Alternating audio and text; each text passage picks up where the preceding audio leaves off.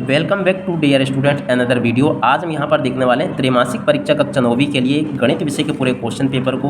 तो देखिएगा आपकी बहुत ही जल्दी त्रैमासिक परीक्षा होने वाली है, तो ऐसे में आज हम यहाँ पर पूरा का पूरा कक्षा 9वीं का गणित विषय के पेपर को डिस्कस करने वाले हैं। तो यहाँ से आप सब लोग इस पेपर को देख लीजिएगा। आपके पेपर के लिए 3 घंटे का समय दिया जाएगा, पूर्णांक होने वाला आपका 75 अंकों का। यहाँ से आप सब लोग इसको देख लें। देखिएगा इसी प्रकार के क्वेश्चन आपके पेपर में परीक्षा में आपसे पूछे जाएंगे। समय आपके पेपर के लिए 3 घंटे का होगा और पूर्णांक होगा आपका 75 अंकों का। तो यहाँ से आप लोग इसको देख लें और पूरा का पूरा डियर स्टूडेंट इसको आप लोग समझ लीजिएगा। त्रैमासिक परीक्षा 2024-25 के लिए कक्षा 9वीं का आपका गणित का पूरा क्वेश्चन पेपर है। तो चलो जल्दी से हम आगे बढ़ते हैं, समझते हैं कि आपका पूरा का पूरा पेपर क्वेश्चन पेपर परीक्षा में आपसे कैसे पूछा जाएगा।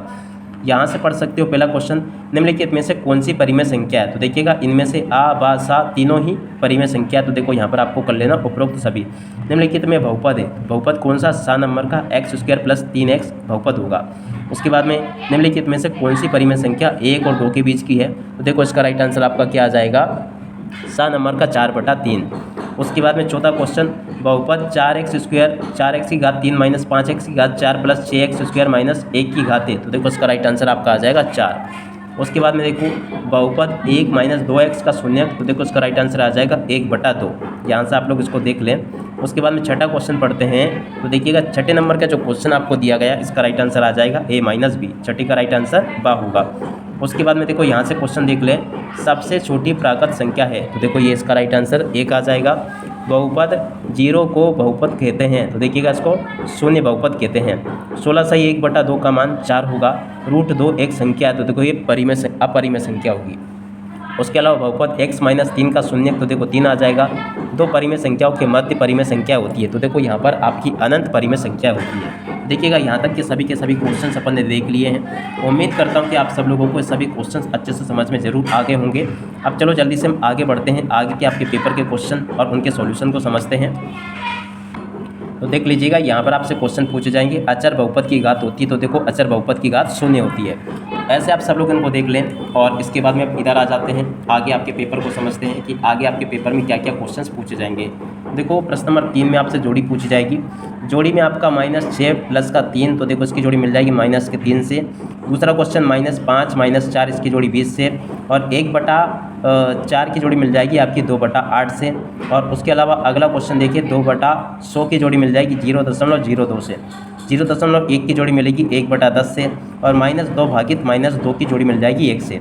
तो देखो यहाँ से आप सब लोग इसको देख लें ऐसे और पूरा का पूरा समझ लें। अब उसके बाद में देखो प्रश्न नंबर 4 ये लिखा है। प्रश्न नंबर 4 में आपसे एक शब्द या फिर एक वाक्य में उत्तर पूछे जाएंगे। पहला क्वेश्चन पढ़ते हैं, बहुपद 7x की घात 2 - x की घात 3 + 7x - 4 की घात लिखिए। तो देखो ये आ जाएगा 3। 5 √5 और 2 √5 का गुणनफल 50 होगा। और उसके अलावा बहुपद x की घात 3 - 3x की घात 2 + 2x + 4 में x² का गुणांक। तो देखो -3 आ जाएगा। 1/7 और 2/7 के बीच की एक परिमेय संख्या। तो देखो 3/14 होगी। -3 से छोटा कोई एक पूर्णांक लिखिए। तो देखो -4 होगा। क्या शून्य एक परिमेय संख्या है। तो यहाँ पर आपको लिख देना हाँ। 30 डिग्री का मान 1 होगा। तो ऐसे आप सब लोग यहाँ तक का इन क्वेश्चन को देख लो और पूरा का पूरा इनको समझ भी लो, जो कि मैंने आपको बताया। उम्मीद करता हूँ कि यहाँ तक के सभी क्वेश्चंस आपको समझ में ज़रूर आ गए होंगे अच्छी प्रकार से। अब इसके बाद में देखो प्रश्न नंबर 5 को पढ़ लें, जिसमें कि आपसे सत्य असत्य पूछे जाएंगे। सत्य असत्य में पहला क्वेश्चन, 3√5 एक परिमेय संख्या है, असत्य होगा। बहुपद 2x + 5 की अचर पद 5 होगा, ये भी सत्य होगा। एक अपरिमेय संख्या का दशमलव प्रसार अनवसानी आवृत्ति होगा। तो देखो ये भी आपका सत्य होगा। प्रत्येक प्राकृत संख्या एक पूर्ण संख्या होती है, ये भी आपका सत्य होगा। प्रत्येक पूर्ण संख्या एक धनात्मक पूर्णांक होता है, असत्य होगा।